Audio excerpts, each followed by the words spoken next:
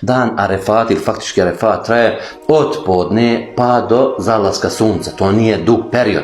Da čovjek što više izgovara la ilaha illallah wahdahu la sharika lahu lahul mulku wa lahul hamdu wa huwa ala kulli shay'in qadir. Pazite, ova dova nije mnogo duga, nije mnogo, odnosno zikr nije mnogo dug, nije mnogo znači opširan, ali kaže Allahov poslanik, najbolje što sam kazao ja i poslanici prije mene na Arefatu jeste ovaj zikr, odnosno ova dova. Nema neki posebni dova, ali čovjek treba da moli ono što nalazi potrebu u svojim prsima, u svojoj duši, jeste za oprost grijeha, da ga Allah s.w.t. sačuva, da sačuva njegovu porodicu, da sačuva njegov imetak, da mu Allah s.w.t. podari zdravlje, da mu podari hajli evlad, da mu podari hajli imetak, da ga Allah s.w.t. uvede u džennet sa Muhammedom sallallahu alaihi wasallam, sa najboljom generacijom ashaba i tako dalje, odnosno da mu se Allah s.w.t. smiluje, a kome se Allah smiluje, neka zna da će ko Bog inšal uspjeti i na ome i na nome svijetu.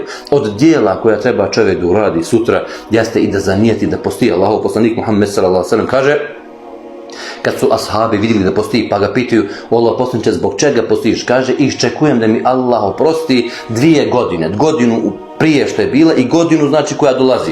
Pazite, sa jednim danom uspijevamo da dobijemo oprost od Allaha subhanahu wa ta'ala 2 godine dana. Zato insan kaže da uloži malo, da se malo potrudi, a veliku nagradu. Također, pazite, sutrašnji dan Allah subhanahu wa ta'ala oslobađa najviše svojih robova tokom cijele godine od džehennemske vatre. Znači, sutrašnji dan je najberičetniji dan po pitanju oslobađanja od džehennemske vatre. Stoji da uzvišeni Allah subhanahu wa ta'ala divi se pred melekima, divi se pred svojim robovima, pa kaže šta hoće ovi, otkud ovi, vidite li moje robove koji su došli na Arefatu, došli su sa raznih krajeva svijeta, došli su prašnjavi, došli su umorni, došli su iscrpljeni, šta hoće, traže od tebe oprost gospodaru. Pa im Allah subhanahu wa ta'ala oprašta i toga dana najviše oslobodi od džehennemske vatre. Kao što rekao, da čovjek udijeli sadaku, da čovjek učini neko drugo dobro djelo, da obiđe bolesnika, da čovjek proba ako slučajno čuje da ima neko dženaze, da slijedi, da prati dženaze svome bratu, jer to su djela,